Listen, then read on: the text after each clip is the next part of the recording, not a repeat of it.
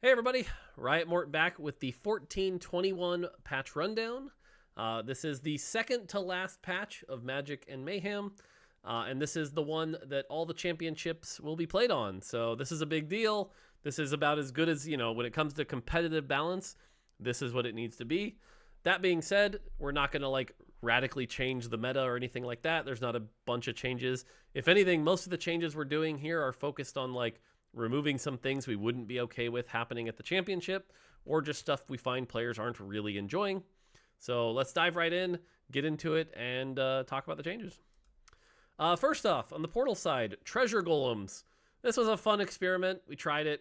It wasn't very fun. You just put your golem up front every game, backline everything else, and pray. It wasn't really an interesting portal, so it's gone for now. So, yeah. Goodbye, treasure golems. I think usually it was picked because people thought it was wandering golems, So, but this portal's gone. Bye, treasure golems. Sorry, Roger. All right, on the trait side, our Arcana Tom Kench is being nerfed just a little bit more. Honestly, debatable if it really needs it at this point, but it's such a tiny nerf it shouldn't matter anyway. But Tom Kench 4 and 5 gets a small nerf to some of those endgame comps. And then the Xerath true damage is actually, we're going to undo the nerf at 3. So Xerath, if you want to go Arcana, use that Xerath, get that true damage. That's going to be buffed at 3, just a small amount. That way the increase from 2 to 3 actually feels substantial. So, yeah. Chrono 2 has been really, really strong all set. It's going to be a little less strong, but Chrono is also suffering a bit, not really doing well. There's some champion buffs we'll talk about. But the 4-piece AP will be stronger. So if you can go to 4 Chrono, you should be a lot stronger with that 10 extra AP. Should be solid there. And this doesn't affect the 6-piece heal. The 6-piece heal is still a massive amount. So Eldridge, we're getting close. We've been buffing Eldridge the last couple patches. Eldridge is really, really close. Thankfully, we don't have to do any giant HP ratio things or anything like that. But the big buffs here is that the 5-piece spell, only lasted 4 seconds. Now it's going to last 8. So you should be able to get some big chain lightnings and feel pretty good about that. And then the 7-piece spell is going to give 60% attack speed instead of 40%. So, yeah, Eldridge should be a little bit better. Frost, fallen off a bit. Part of that is because Frost can't kill Rakan. Another part of that is because Frost is struggling a bit. So 5 and 7 Frost is going to get 5 more AD and AP to help it out as it reaches the mid-game. So Frost should be a little bit better. Honeymancy, ever since the bug fix, has been close to unplayable. So Honeymancy is going to get buffed up. Damage dealt is going to go up to 1% at 3, 2% at 5, 2% at 7. And damage received goes up at 5 and 7 as well. Hopefully this gets Honeymancy into a spot where it's actually a pickable line and could win a few games. So, yeah. That's it on the trait side on the large. On the small, 4 Blaster. The problem is 4 Blaster really, really kind of suffering. 6 Blaster is great, but trying to play 4 is just really, really tough. So giving it a small buff to its post-cast damage amp. So it's going to go from 60 to 65. Hunter 6-piece has been one of the S-tier comps that's been doing really, really well, which is good. Hunter 6 is fine, but little too good. So Hunter 6 is going to go down 5 AD before the kill, 10 AD after the kill. Mage 7, certainly the mage buff worked. Even after the B patch, mages are still quite good at 7. A couple different lines you can play. Definitely not S tier, but right below. But so 7 mage is going to get a 5% nerf here. We're not going to nerf, 3 and 5. We're not going to nerf their opener. If you're struggling with against a mage opener of Vex and Soraka and Seraphine, still going to be just as strong. It just won't cap out quite as hard. And then 6 Scholar was the other one. 6 Scholar is going to go from 15% healing to 10% healing. It still gets that 10 mana per auto. It still gets that 20 AP. Just a little less healing. So, yeah, again, no major shifts here. So, yeah. All right, on the 1-cost side, Jax. Jax is kind of trying to help Chrono and Multi-Striker, but he doesn't have a real weapon and kind of dies really quick. So Jax has not been doing that well. So Jax, we're going to give 15 more armor and MR during his spell at all levels. This should make him pretty tanky and a much more exciting opener. So hopefully if you can get a Chrono opener with the Jax 2 or even the Jax 3 line with Ashe, should be pretty good. And then Warwick. Warwick is getting a really big buff here. Warwick, his spell AD is going to go from 60 to 70, and his healing at 1 and 2, so when he gets there is going to be great. Now, for everyone wondering, well, that's just going to make Corrupted Vamp Scepter Warwick OP, you'd be right, but we'll get to that change in a minute.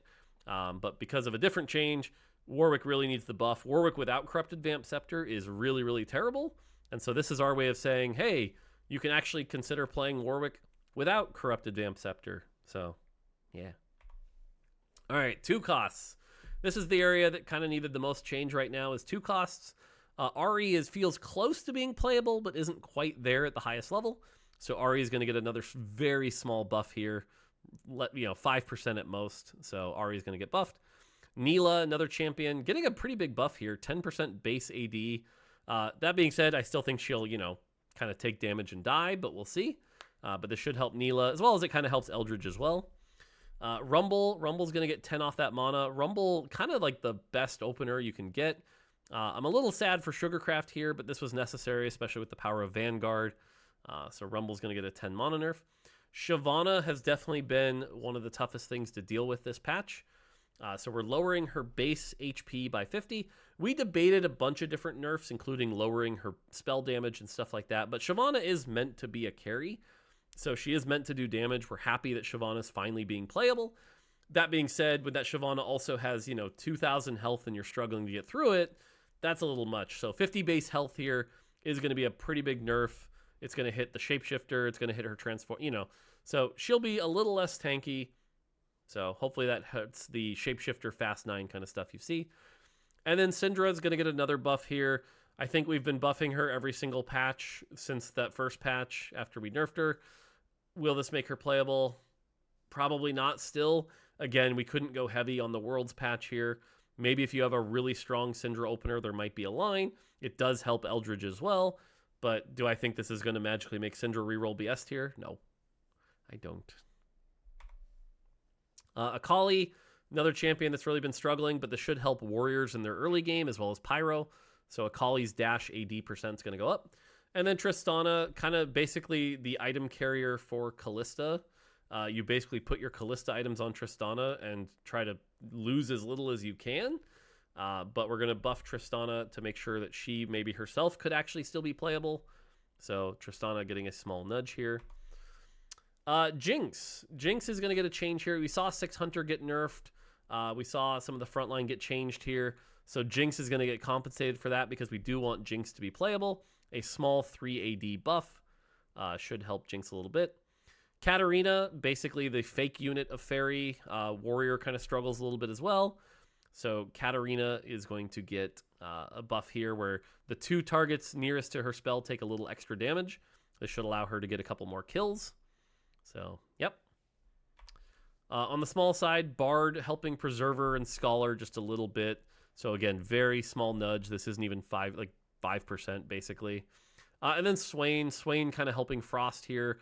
Swain's going to be able to get repeat casts a little quicker. Again, do I think this is going to be Swain being super strong? Nope. But it's a small nudge. And yes, the Bard numbers should be red here. Oops. My bad. Okay, 4 costs. Let's talk about the big one. Rakan. It's funny. If you go back and look at all the responses to the last patch notes where we gutted the Guardian armor and gutted everything else, people were like, oh, Rakan's not going to be playable. They've over-nerfed it. Nope. He's still a beast. He's still tanking 20,000 damage a turn. It's still super unfun to play against. It sucks. It's really unfun. So we're going to nerf his shield quite a bit here. 20% max health to 18%. And he's going to lose 20 base on that, so that won't scale. Real talk, I still think he'll be decent, unfortunately. But again, it's the Worlds patch. We can't do a big swing and have everything radically change. But this is the big part of that Fairy Callista line that just holds way too long. So we're going to nerf Rakan's shield. And yeah, so hopefully that opens up a few more lines that can actually get past that. All right, items. Yep, there's no 5 cost changes. So again, like I said, keeping it small because it is the last competitive patch. Corrupted Vamp Scepter. This basically was Warwick's hero augment. If you got it, you kind of went up in power way too much. This item is not gone for good. In fact, right now, I think our plan is that it will be back for the next set. But for this set, really only having 1 user really wasn't great. So it's going to go away. We don't need it turning into a 2-1 lottery of whoever gets Corrupted Vamp Scepter gets a first. That's not a really good way to have a competitive patch. So it's going to be gone. That's why I said Warwick got buffed. Mogul's Mail, little underperforming since we lowered the gold to that 9 seconds, so it's going to get 2 HP per stack back. Unstable Treasure Chest. This item is so fun and so bad. So we're going to have it give you an extra item. If you break the chest open, you're going to get 4 items instead of 3. That should make it a lot better. Hopefully enough to be good. So we'll see. Zephyr. Zephyr is giving a bunch of team attack speed. It's still very good. Really good at countering things like your Wukong frontline or even your Rakan frontline. So Zephyr is going to lose a little bit of team attack speed. And then finally, Zhonya's. Zhonya's is a really strong item. There's a bunch of really good users for it. Gwen, Ryze, stuff like that. So we're just going to lower the AP on it a little bit here so it's not quite as powerful. Cool. On the Augment side, just going to blow through these really quick. This is all of them. Balance Budget Plus gets an extra gold a turn. It's still not going to be an S tier Augment. Category 5, little less damage. Really, really good on people like Callista. That Augment's very good, so getting nerfed. Cauterize no longer appears on 2-1. We tried it. It's terrible. Fixed it. Combat Caster has been strong for a long time. The shield duration is going to go down to 3 seconds, so you can't just have a bunch of extra health. Fast Forward, this is the Chrono Augment. Also no longer appears on 2-1. Pretty bad at 2-1 unless you're playing Deep Chrono. Hunting Frenzy, this is another Hunter nerf. One of those things that elevated Hunters really, really well. 5% less attack speed. Learning Dispel, another S tier Augment, especially with mages being good like Soraka and Seraphine. So 6% less base AP. Little Buddies. This is another one that was helping things like Ryze and Callista. This Augment was way too good. Has been for a while. So it's going to get 2% less attack speed per buddy. So this Augment should go down in power with those comps.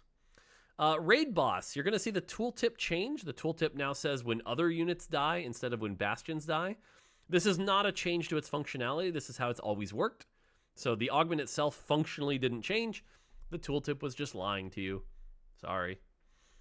Royal Guard, the healing is going to go down. Another nerf to the Fairy. When they get those Augments, they're just really hard to kill. And then finally on the Prismatic side, Assassin's Toolbox and Support Golem. Support Golem post-nerf and Assassin's Toolbox all set have basically been unplayable Augments. So I'm going to take them out for now so that people don't feel like they're down an Augment slot at the World's competition. So, yeah. All right, 5.5 Revival real quick. Just a couple things here. Death Approaches Augment now makes Thresh's max mana go down by 60. So if you like that Thresh hero Augment, cool. Equestrian Training, that's the Kled hero Augment, gives him 10% damage amp. Baron Phoenix, you get an extra Udyr. Nightbringer 8's been nerfed, since it's easier to hit. Sentinel 10's been buffed. The shield is cut in half, but now no longer expires. So you can just have this big shield bouncing around and be invulnerable. My guess is this will make 10 Sentinel way too strong, but have fun with it. Spellweaver gets buffed because nobody was playing it. Akshan gets 10 AD buff because he's bad. Gwen gets some damage nerf because she's OP as heck, 10% nerf. Kled gets some AD, and Tristana gets some AD. So there you go. And then on the bug fixes side, Lucky Gloves now works correctly after polymorphing or recombobulating a unit. If you've ever seen Lucky Gloves give you tank items, that's probably why. Lucky Gloves now updates an existing Thieves Gloves you have the round you take the Augment. Cool. This is a big one. I'll call out this one.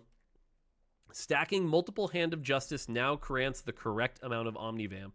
It used to only grant the Omnivamp from one of them. So if you're ever running double Hodge, you were weaker than you were supposed to be. This is fixed. Double Hodge is now better. So, cool. The Draconic Mastery Augment will now still grant bonus stats to dragons without the dragon trait active. Cool. Call the Chaos Tooltip will now correctly show it gave 5 random emblems instead of 4. Great. Unstable Treasure Chest Tooltip has been updated to match its new logic. Cool. 5.5 bug with Monstrosity with blue buff. Great. 5.5 bug with Monstrosity getting too many stats with Trenchcoat. 5.5 fixed Morning Dew Augment giving out too much mana. Fixed a bug where the Katarina finisher visuals would spill over to other players. And fixed a bug where the Golden Tiger market would experience screen tearing. And there you go. That's it. Like I said, pretty small patch. It's the World's patch. We're trying not to change the meta a bunch. We don't want to have everything people learned go away. But that being said, a lot of the S tier stuff's getting hit. the fairy line, the hunter line, the shapeshifter line, stuff like that. So hopefully that allows a few more things to come up there, but we'll see. So there you go. And that's it. The next patch is 14.22. That's going to be the patch where we get to be a little silly and have some fun. That's also the patch where Chonk's Treasure will be live. So if you're looking for something to play on the live servers and want to play some Chonk's Treasure, have fun with that. I can't wait to get a Briar off the opening carousel and start feeding it from turn 1. That sounds silly, but it'll be there. So, yeah. And then we're on to the next set. So, yeah, and I am excited for the next set. I can't wait. It's getting harder and harder to not talk about it because it's got a lot of cool stuff. So there you go. That's the patch rundown. Good luck to all the competitors at your regional competitions and at the Crown. Can't wait to see who takes it this time. NA's been looking a little soft lately, so we'll see if we get a new region on top. So, yeah. All right. That's going to do it for me. Until next time, take it easy.